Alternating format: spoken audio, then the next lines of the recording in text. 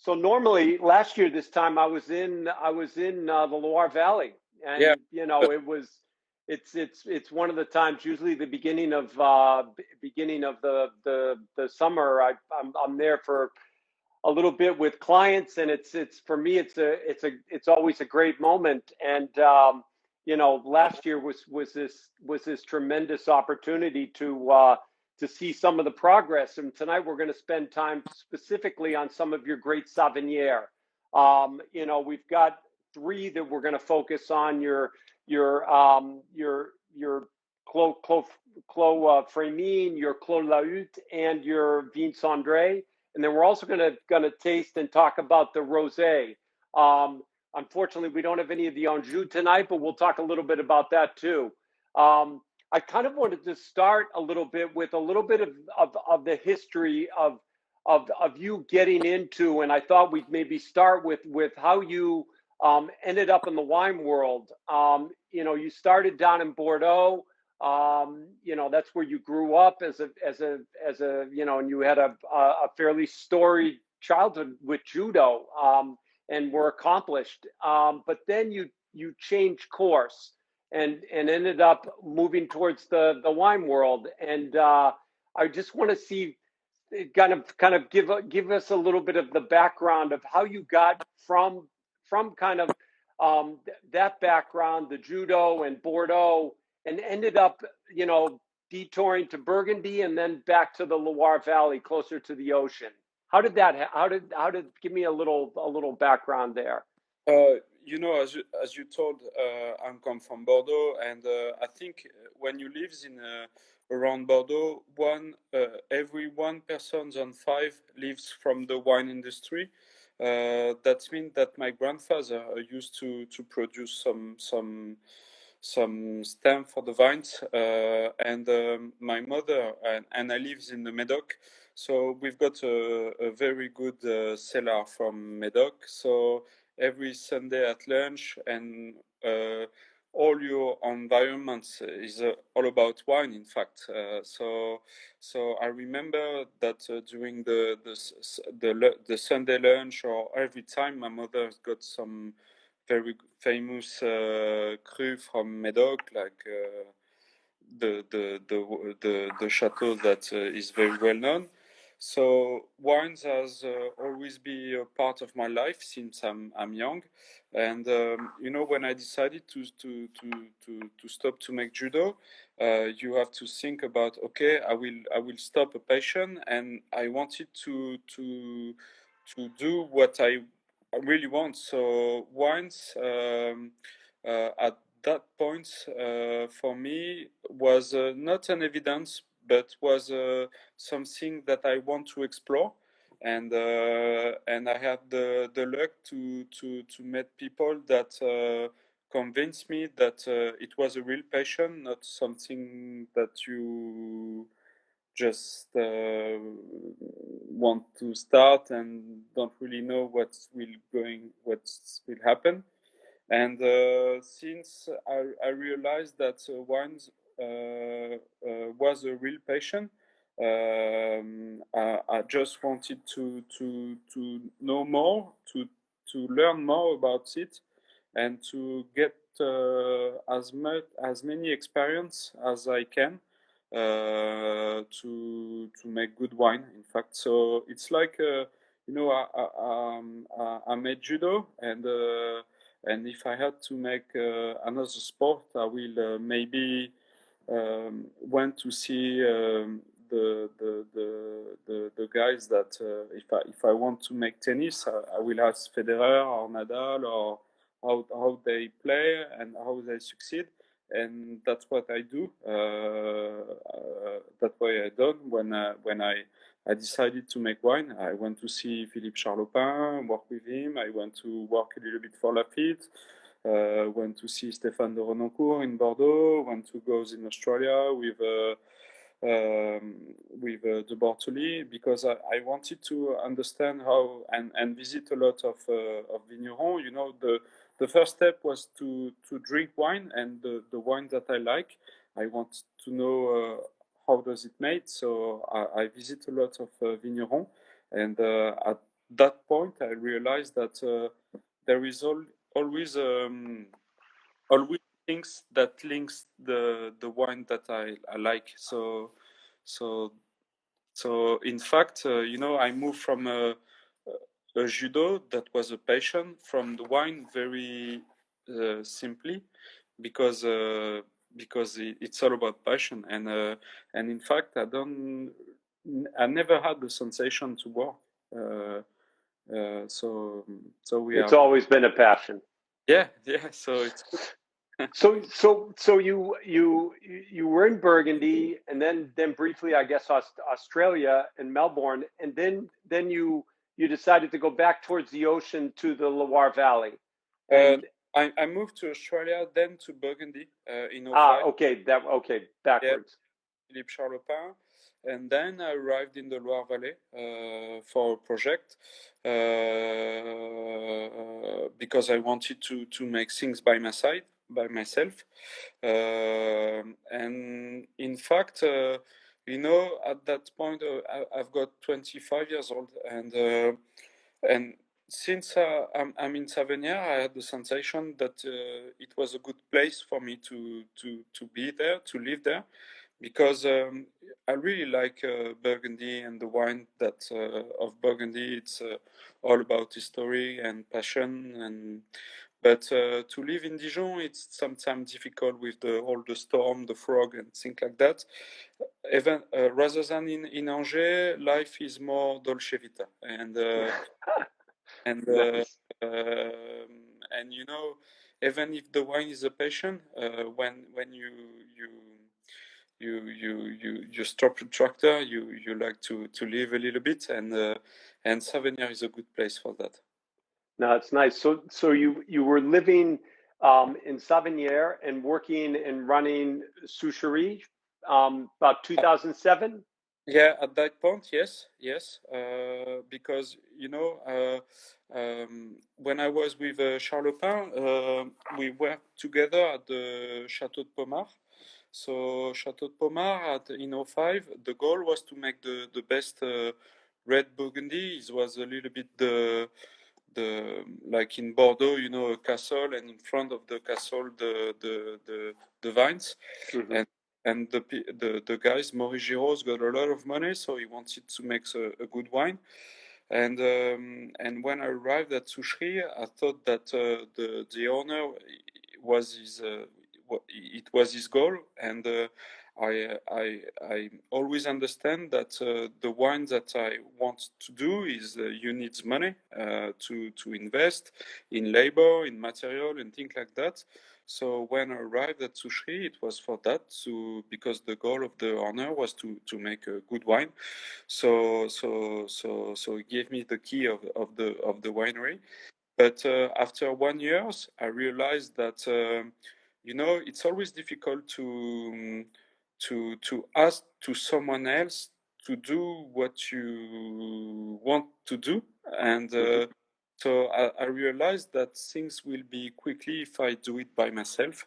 So after 1 year in Soucherie, I just started with and we talked with the owner of Soucherie that I wanted to make my own wine. So since '09 until 15, I make my own wine and also rules the winery of Soucherie. And I decided to stop in 15 to be only in my winery. So because we start from the scratch, so at the beginning, it's always takes time to be independent, but it was a good experience for me. Thibaut, tu peux baisser un petit peu l'image, voilà. Comme ça? Oui, c'est parfait, perfect. So tell me. So you when you got to Soucherie, you began to change the farming to organic farming. That was when you got there. Yeah, since the first vintage, but I think it's like in US. For me, organic is the key to make good wine. But on wine points, if it's if it's hurt too much the vines, I mean, there is no sense. And at Soucherie, there is some vines, some old vines on the coteau that needs to be pulled away, and that's why I said to the owner that we don't need any label. We will make the job in organic, and then when he pull away the old vines, if he wants to add for the label, it will be easy. But my goal was to make organic because it's not the only culture that I know, but I'm convinced that it's the only way to make the terroir wines. So yes, it showed that since the first vintage we moved into organic practice, and to my own winery, we never been in chemical, in fact. So for me, it's not that I can't understand why people are in chemical, but wine for me is a question of passion, and I can't understand how it's possible to use it to use herbicides or to. For me, there is no sense for me to do that. So tell you're in about 2009. You started purchasing a few grapes, and can you tell us about the beginning of getting your first vines, and kind of the important vineyard Legat that you ended up purchasing, because that's a kind of a beginning of the property. Yes, so at the beginning, I bought some grapes, some organic grapes to a big domain in Anjou, and then in 11, before Lega in Anjou, I rent a vines called Les Fougerets in Savennières. In the first vintage was is 11, and then in 12 we bought Lega, and since 12 we planted every year half to 1 hectares in Savennières. But the first step, in fact, was was in Savennières with Les Fougerets, the vines that we don't have anymore. But the first step before the vine that I bought in Anjou was in Savennières. So that was the vines. So you rented those vines. Yeah, we wanted these vines. It was a sandy terroir. You know, when you want to make wine and you are young, when people offer you some vines, especially in Savennières, you say yes. It doesn't matter what the kind of terroir, in fact, but you say yes. And we spend. I think we spend a lot of time in this plot, doing a lot of job, and maybe the lack of terroir was I don't know how to say, but compensé. You were compensated. Thanks to the work that we do in the vineyard and the investment. And when we the first time that when we were damaged by the frost in 17, it was like a bomb in the vineyard. It was very difficult for us. And 17, we start in 09, was roughly the 10 time of harvest for us. So at that time we said, okay, what we want to do the next 10 years in the winery. And I thought, okay, we want to produce the best wine as possible. So we thought that Fougeray was not the kind of terroir that will go that will go further, and we'll give you the championship. Yeah, so we said, okay, we're gonna be more concentrate on Clos Hutte, Clos Fremine, Vigne Cendrée, rather than to keep going on that kind of terroir. So we decided to leave and to be only focused on our vineyard. Fougeray was sandier, right? It was a deeper sand as opposed to a different terroir. Yeah, it makes, but you have many different terroirs in Savennières, because Savennières people maybe think about Savennières with the old estate that you've got in Savennières, like Chambourreau, Épiré, that make a little bit massive wine with all style of Savennières. But you have some sandy terroir like Grand-Beaupré, Fougeray, and things like that. That makes wine with a lot of finesse. In fact, it's not huge, it's not heavy, but it can be elegant. But it's that kind of terroir where you have to throw a lot of grapes to produce the kind of wine that we made, because when you're on the sand, when it starts to rain, it's always difficult. Huh. So you ended up focusing. Let's jump into the Savennière, the 3 Savennières we're going to look at. So you focused on the 3 vineyards, 2 of which are essentially right next to that old monastery, which near Poissonnière, right next to your winery. Tell us the story about how you came to find that, because I mean it by all accounts historically it's one of the most cherished sites in the area. How could it have been abandoned? What you have to understand is Savennières is you have 130 hectares planted with a potential of 300. So when you want to see where is the other terroir that you can plant, I read a lot of books, and I saw that Claude Lahutte was in the past really well known because in France, where the monks are, is usually a good spot to produce wine. So on a Sunday morning, I arrived with my car, parked in the Claude Lahutte, to see what was that kind of terroir and what's happened there. And since I parked the car, I had the sensation that it was there. I can't tell you why, just a question of feeling. And in fact, it was I succeed to buy it and to plant the Claude Lahutte, and to get it from a old guy that decided to sell me. And after, just behind the Claude Lahutte, there is a Clos Fremine, 1.5 hectares, and it was the key also. I can't tell you why, because Savennières, a lot of people want to get some Savennières, and it's always difficult because now, in Burgundy, people arrived in the wine industry with a lot of money and just want to buy it without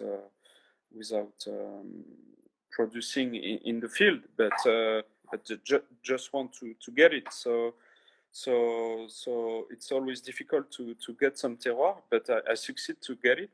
So now we are very happy because we've got the Claude Lahutte 2.5 hectare, and just behind the wall 1.5 hectare, and in front of those 2 plots we've got the cellar. So for us, I can't tell you why, because everyone are surprised to say it's so difficult to get some plots in Savennières, and you succeed to have 2 close.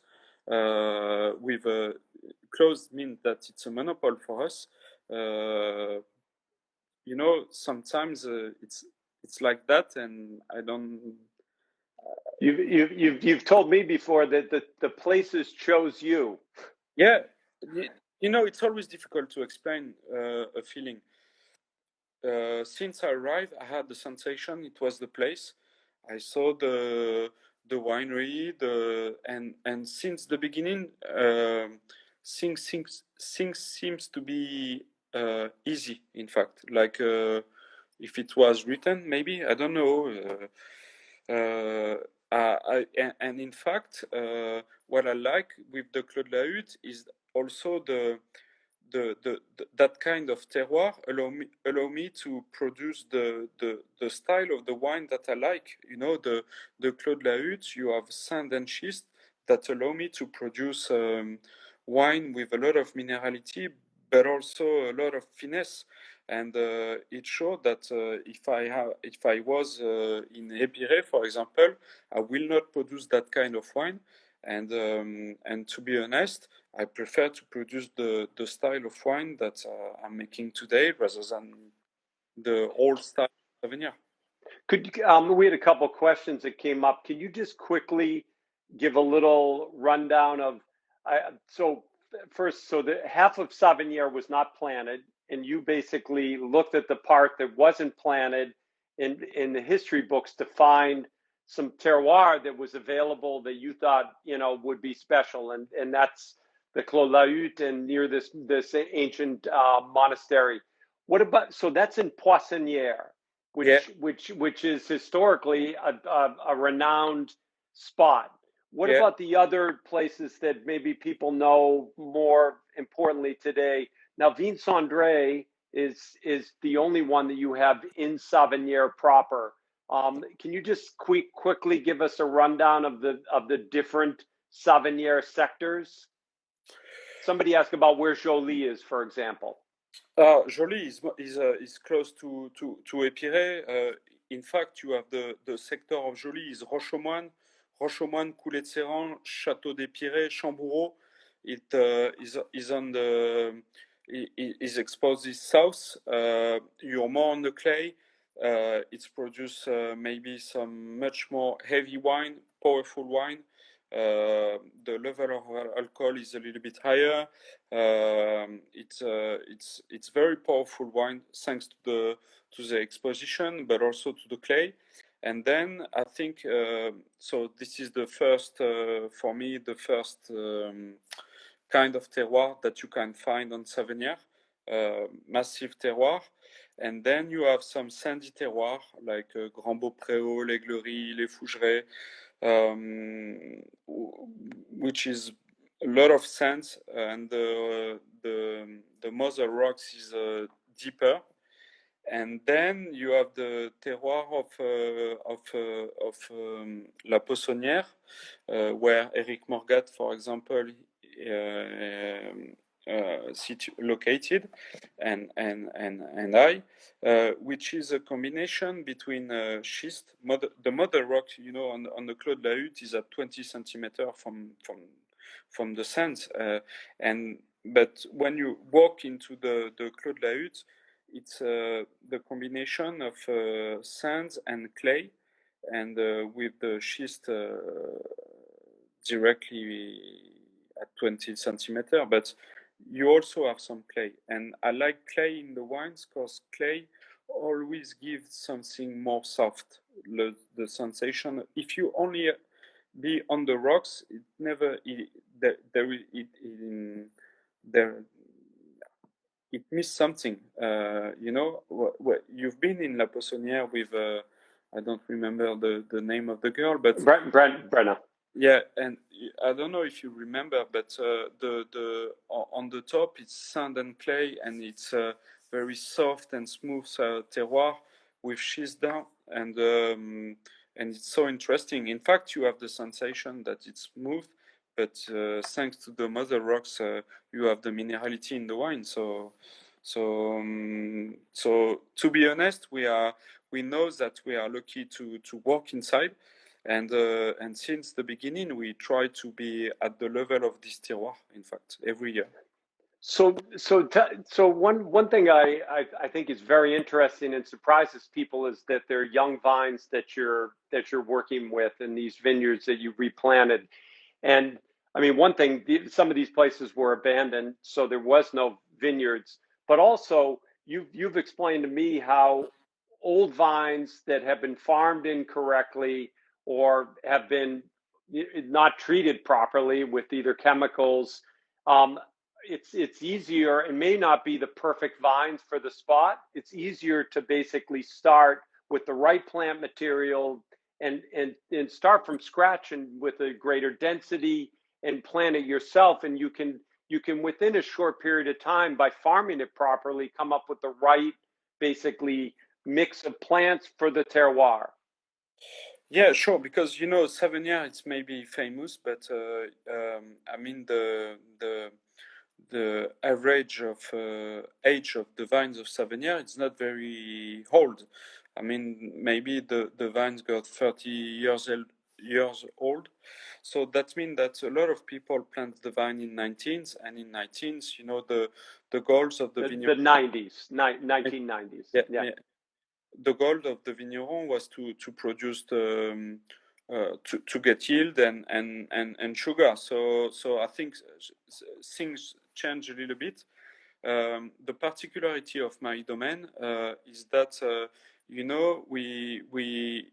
on Savennières we only have a Massal selection. That means that we selected all vines. The selection is made of the taste of the fruit, and in fact it's like we make like for example Marcel Dice done is that to make a complantation, but he plants maybe Chardonnay, Savennières, a lot of different varieties. We plant only Chenin, but different type of Chenin in the field.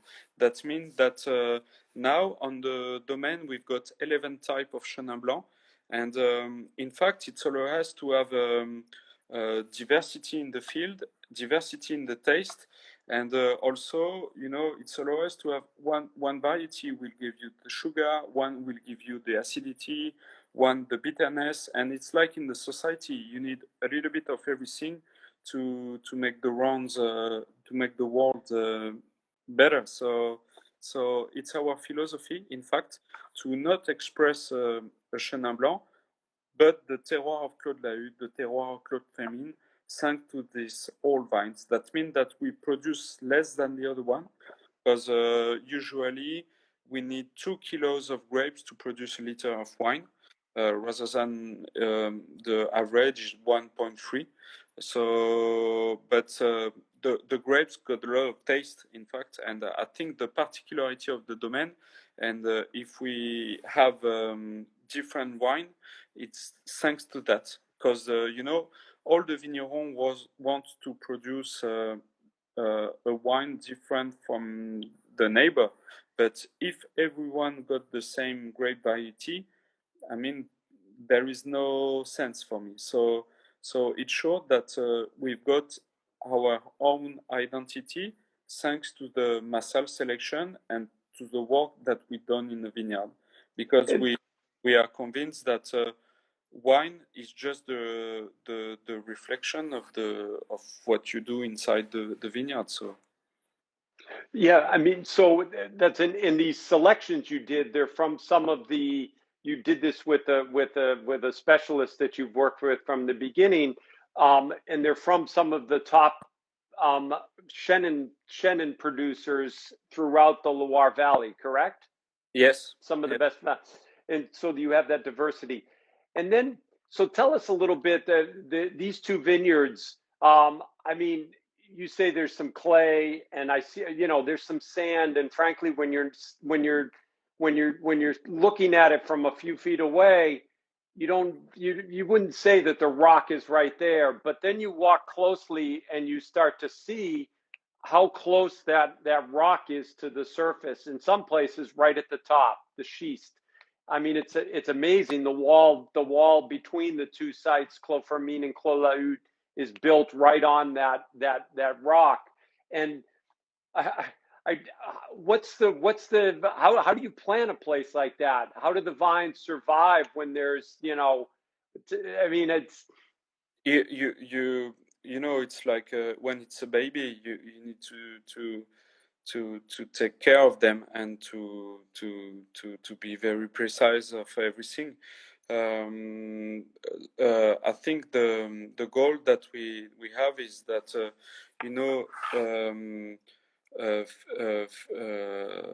until 50 years nothing happened, so the soil was very healthy, so it helped us to get strong enough the soil, in fact, to help the vines to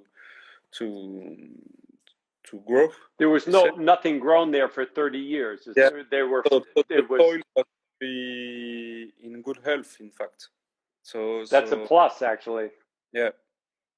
So it was a good thing for us to help us to the vines.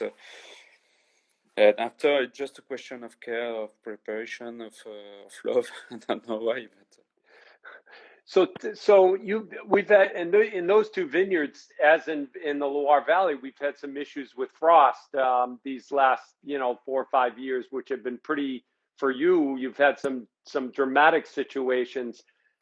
I mean, on top of that, global warming, has that we've had some very warm harvests. Um, Tell me a little bit about the challenges moving up to today in those vineyards and how that has got you, to last year, for example, when it was a very torrid, hot summer, and ultimately, you were able to get through it and have also the danger of frost, which was big in the spring. How did the challenges of the previous years, 17 in particular, how did that prepare you for 19 and make your vines and your team stronger? Can you talk about that? Yeah, in France, I think people think that the vines that suffer from the frost is always down with a lot of humidity and things like that.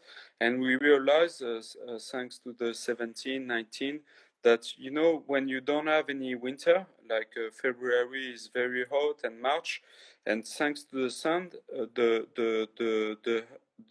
earth warm very quickly, and the vines is waking up also quickly. So in fact, the vines that was damaged by the frost is not only the vines on the bottom of the hill, for example, or things like that. It showed that the frost is always difficult because it's not about economical difficulties. Is about every morning we wake up to produce some wines, and in a couple of hours you lost everything, and you know that the next few months will be difficult because it will miss you something. So You're today, talking about 2017. 2017, but it was also the case in 19, even if we succeed to make a little bit some wine because it was earlier in the season, and the vines offer us some a little bit some grapes, but we invest this year to protect the vines in rope that allow us to warm the buds, and for us it's very important because we can't produce wine only when God wants. So for us, for our team, for everyone, we decided to invest, and the goal is to have 100% of the vineyard covered by this system. Which helps basically protect the kind of the wire between the rows that protects warm. It keeps a little bit of warmth so that you won't have the issue with frost. Is that correct? Yeah, and after with the global warming, I think that the organic and the biodynamics viticulture helps to the vines to get the roots deeper than, for example, our neighbor. So and also the tisane, what we do, the things that we don't want to have a lot of yield. And it's always a question of equilibre, balance, yes. And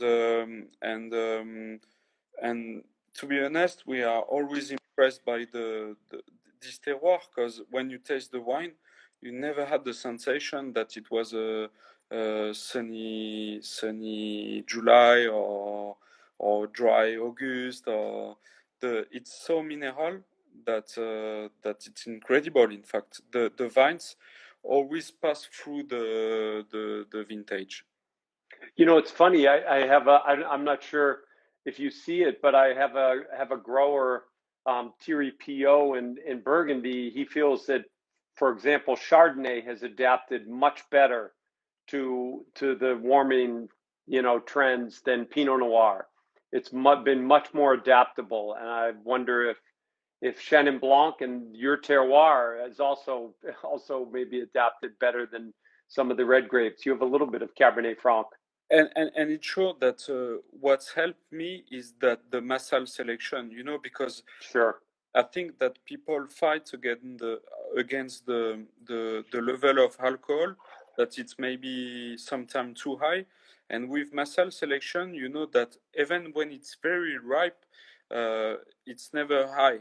That means that, the last level of alcohol, for example, of the Clos de la Hutte, it's 12.5, 13 maximum. So it's very easy for us, because you don't need to say, okay, the level of alcohol is too high, we need to pick. You just have to wait until it's ripe and you decided to pick. So that's the good things for us. It's true that to have a young vineyard help us to be aware of the global warming, and we adapt the practice and also the vines. So you've been converting to biodynamic for a couple of years now. How many people on your team? A couple of people were asking. So in Anjou, usually people said that you need one person for 10 hectares. So now the domain is 6.5 hectares, and we are 3 in the vineyard. So and during the summer session, we are 8 in the vineyard. So we are more than 1 per hectare. And what I understood too from 17, when you had that really tragic frost, that that didn't mean the end of the harvest. That frankly your team was out there working the vineyards and did a lot of work, and that helped kind of I don't know, bind them closer to the vines in some way, and that the vines were stronger for the next vintage. And also go sorry. No. You're true. But we realized the luck of our team, even with the COVID. I don't know how it was in US, but sometimes when a salary don't like to work in his company, and you offer him the possibility to stay at home, he stay at home. And to be honest, I think no one during the COVID think about staying at home. The vines this year start 1 month before last year, and everyone was there making a lot of hour to be at time. So it showed that I know that today to make better wine, I will not make only by myself. I will make thanks to the team that will help me to go further. So everyone got his, and also I think that when his mind is focused on the domain to have better grapes quality, to be the vines feel it, and in fact it's a good thing. Biodynamic is not only a question of product. Biodynamic is for me is more than is human. You have to be focused on the human, because more than the product that you will put on the vine, it's the conviction when you do it that is also important. So the guys that by myself are in that kind of thinking, I think, even if they don't come from the wine industry. I mean, some of them makes bread before coming in the domain.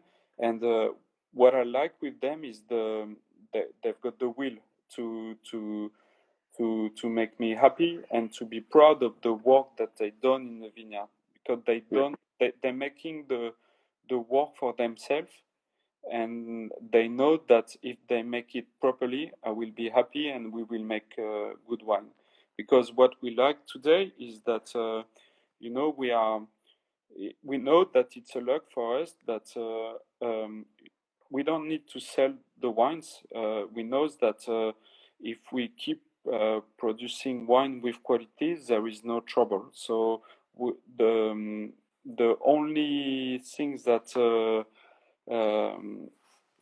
is in our mind is to produce the best as we can and to be proud of our work.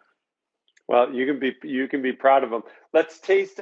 We've talked a lot. Let's dive in. I've got the Vigne Cendrée in my glass. Can we talk just a little bit about the 18 vintage and maybe each of the three Savennières first? We'll start with the Vigne Cendrée. So Vigne Cendrée is half an hectare located in Savennières. It's the only plot that we've got on the village of Savennières. It's close to Rochemoine, and what is very funny with Vigne Cendrée is that on half an hectare you have many different type of soil. You have purple schist on the bottom of the coteau, but you also have clay, and in fact. La Vigne Cendrée is maybe the most Burgundian wine in the cellar, always a little bit more heavy, always reduced a little bit during the aging. It's the most maybe powerful wine of Savennières that we produce. It's got an amazing texture to it too. There's kind of a density to it that's exceptional. And this is one too that you don't use. You use no new wood on this wine. No, because on this wine, you know, the clays offer you the generosity, the sensation of sugar, maybe the fatness. It's a powerful wine, so we don't need to add more power with the new rock and things like that. The goal on this terroir is to hedge them, to allow the Chenin to be more on the finesse, more tight, because naturally this wine is can be a little bit more heavy, and we wanted to make it with more finesse. It's got beautiful balance. It's exceptional. Can we talk a little bit about the Clos Fremine, which is the vineyard just on the next to the Clos, right next to Clos La Hutte, right near the old monastery. Yeah. So Clos Fremine is located in La Poissonnière, just behind the Clos La Hutte. So it's the continuity, in fact, of the Clos La Hutte, but with more finesse. It's always the wine in the cellar that is I don't like to say feminine, but very aromatic, very intense in terms of the noise, of the smell of the noise, and also you've got this tannin sensation because it's more structured. It feels like almost has a red wine structure to it. Yeah, because of the Massal selection, you know, the berries is very, very thick. You said tight, thick, more. The berries are tight, small. Right. And so there's a lot of structure in the wine, and yeah, like the Fremine. Yeah, no, it's also very long, very persistent. What is impressive with Fremine is that is the elegance, because it's maybe the first step of the Savennières in La Poissonnière, and Fremine is all about thing that is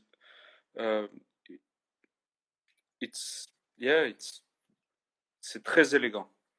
Yeah, it's amazing. I don't get to taste these three side by side very often. We'll talk about the vintage in 1 second. So just to finish the trio, the Clos La Hutte compared to the other two, can you talk a little bit about it? Claude Lahutte, we've got a special relation with the Claude Lahutte because Claude Lahutte is the Claude that makes us understand that we can invest, and if we're still making the job as we do in the past, we will go further. So Claude Lahutte, for us, when we finish the tasting in the cellar, Claude Lahutte is the combination of all the wine that we are making. Is the maybe on the nose you got the finesse of the Claude Fremine, something very pure, very aromatic, but the mouth is as much as powerful of mineral of Françoise, for example, which is a lot of salinity, but Yeah, it's very saline. without any lourdeur, heaviness. No, heaviness. It's not heavy. Without any heaviness, even if it's on the hot vintage, and that's the specificity of the Claude Lahutte. For me, the Claude Lahutte is like you've got the sensation to have a tiger in front of you, and you think he will hurt you, and he just passes his. He gives you a caress, and You know that it's powerful, but you can't feel it. yeah.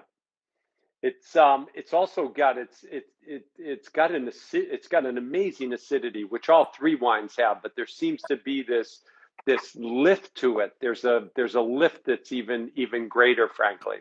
To be honest, when you look at the figure of the wine, it's not so acid. But you know, I think these three wines are very very mineral. I think there's a blind tasting in Alsace, and the goal was to see what is the minerality in the wine. So a lot of people of winemaker put the Grand Cru in Burgundy of Alsace and things like that, and Claude Lahutte et Fremine was on the podium.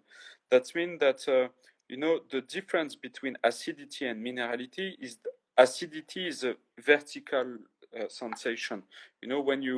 When you drink a lemon juice, it's acid, it's vertical. Rather than minerality is more horizontal. You drink it and you keep salivate. You salivate. Yeah, It's mouth it's watering. very, very long.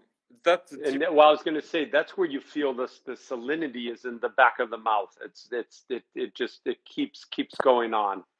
that's that's for me the difference between acidity and minerality. These three wines are not acid; they are much more mineral rather than acid. Yeah, good. That's a great description. I love that. It's like sometimes you drink some Condrieu, which are not very acid, but it's so mineral that you got the sensation of acidity. And I think the Claude Lahutte, Fremine, and Vigne Cendrée, especially on this vintage, showed the minerality of the terroir. Well, the amazing thing you mentioned that the Vigne Cendrée is the most Burgundian of the three. Tasting these three today, they all have a very Burgundian notes to them. There's no question. There's a tiny bit more of that reductive quality to the Vigne Cendrée, but the other wines, I mean, the Clos Lahutte brings me to Chablis in some way, is where you've got different aspects of kind of minerality that are coming through that give me an impression. I think that they would be very interesting to put into a lineup of Great Burgundy, even in a warm vintage. Yeah, but we that's why we told in the cellar. I'm not sure we're making Chenin Blanc. We're making Claude Lahutte, and after it's always difficult to know where it's come from, the kind of terroir, and it's sure that Burgundy's got some fabulous terroir, and sometimes people said it's sure that I heard that some people can put it in Chablis, can put it in Pouilly, for example, because we are close to Dagno. Yeah, I mean, you know, when I like I think that, you know, there's a stage when you want to harvest grapes, especially even if it's Chardonnay, Sauvignon, Chenin Blanc. There's a stage with the grape is green and ripe. Then it's that we've got vegetal. Then it's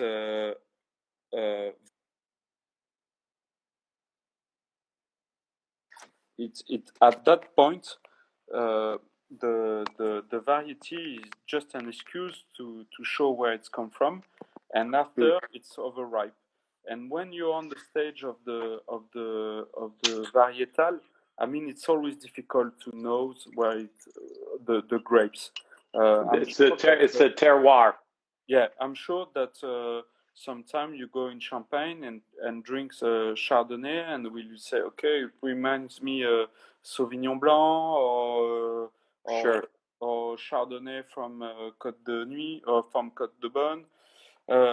At that point, I think it's very difficult. And the difficulty in Anjou is that the stage between unripe and overripe is very, very short because you're on the schist and the heat, there's a lot of reverberation. It reflection, so it's going to accentuate the heat. Yeah, the schist, it will reflect it. And when it's ripe, it's not the day after, or tomorrow, or in 2 days.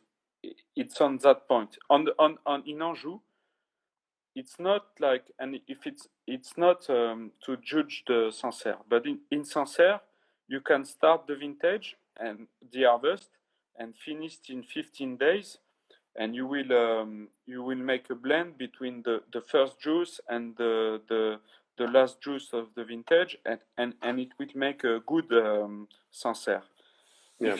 If you start to harvest early in Anjou, you make crémant, that's unripe. Yep. And 2 days after, you can make sweet wine.